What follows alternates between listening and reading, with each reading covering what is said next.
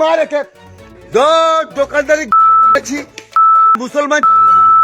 ভোটের ফল প্রকাশের আগে উত্তপ্ত হয়ে উঠল ভাঙড়। এক গরিব মুসলিম সবজি ব্যবসায়ীকে প্রকাশ্য রাস্তায় হেনস্থার অভিযোগ ঘিরে ছড়িয়েছে ব্যাপক চাঞ্চল্য। ঘটনাকে কেন্দ্র করে এলাকা জুড়ে তৈরি হয়েছে তীব্র উত্তেজনা এবং উঠছে একাধিক প্রশ্ন। ধর্মীয় পরিচয়ের কারণ কি এখনো সাধারণ মানুষকে এভাবে অপমানিত হতে হবে? স্থানীয় সূত্রে জানা গিয়েছে, প্রতিদিনের মতোই সবজি ব্যবসায়ী রাস্তার ধারে নিজের সবজির ডালা সাজিয়ে ব্যবসা করছিলেন। অভিযোগ, সেই সময় কয়েকজন ব্যক্তি সেখানে এসে তার উদ্দেশ্য করে কটূক্তি করতে শুরু করে। পরিস্থিতি দ্রুত উত্তপ্ত হয়ে ওঠে। অভিযোগ অনুযায়ী ব্যবসায়ীকে বাংলাদেশি তকমা দিয়ে অপমান করা হয়। শুধু তাই নয়, তার সামনে রাখা সবজির ডালা ছুঁড়ে ফেলে দেওয়া হয় বলে অভিযোগ উঠেছে। তাকে গালিগালাজ করার পাশাপাশি বাংলাদেশে পাঠিয়ে দেওয়ার হুমকি দেওয়া হয়েছে বলে স্থানীয়দের একাংশের দাবি। এই ঘটনার পর এলাকায় ব্যাপক চাঞ্চল্য ছড়িয়ে পড়ে। এই নাম বল, এই নাম বল, নাম বল, নাম বল।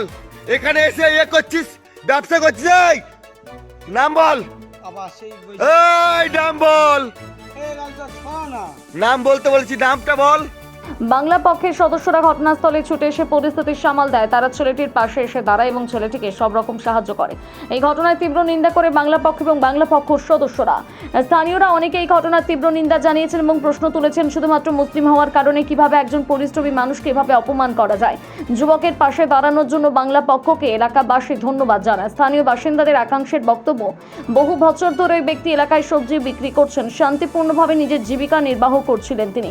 এমন একজন মানুষকে প্রকাশ্যে হেনস্থা করার ঘটনায় ক্ষোভে ফেটে পড়েন অনেকে। সামাজিক মাধ্যমে এই ঘটনার খবর ছড়িয়ে পড়তে নেটিজেনদের একাংশ তীব্র প্রতিক্রিয়া জানিয়েছেন। অনেকেই লিখেছেন, ধর্ম বা পরিচয়ের ভিত্তিতে কাউকে অপমান করা শুধু মানবিকতার বিরোধী নয়, এটি সামাজিক সম্প্রীতির পক্ষে অত্যন্ত ক্ষতিকর।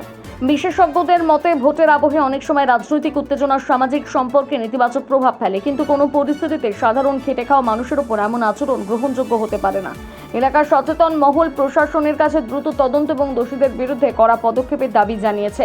তাদের বক্তব্য, এই ধরনের ঘটনা কঠোরভাবে মোকাবিলা না করলে সমাজে বিভেদের রাজনীতি আরো মাথাচাড়া দিয়ে উঠতে পারে।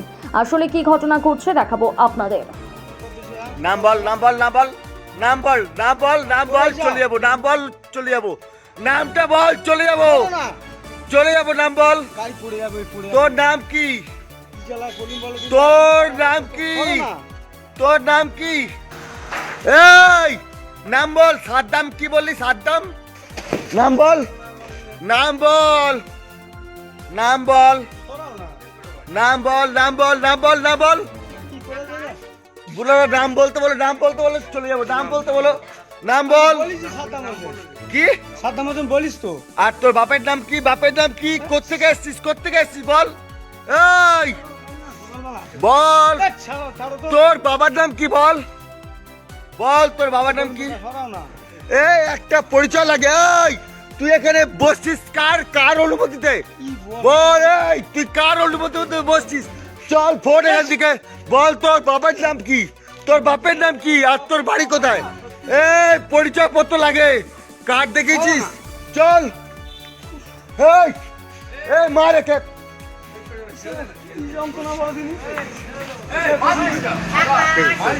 এই তোর বাপের নাম বল, বাপের নাম বল, বাপের নাম বল। এই আর বাপের নাম কি?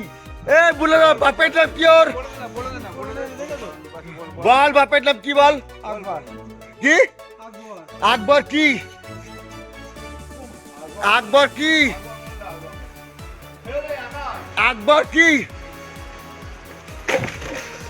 আকবর কি রে? আকবর কি? আকবর কি?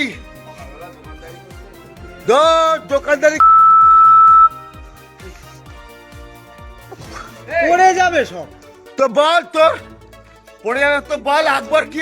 আকবর কি? আকবর কি?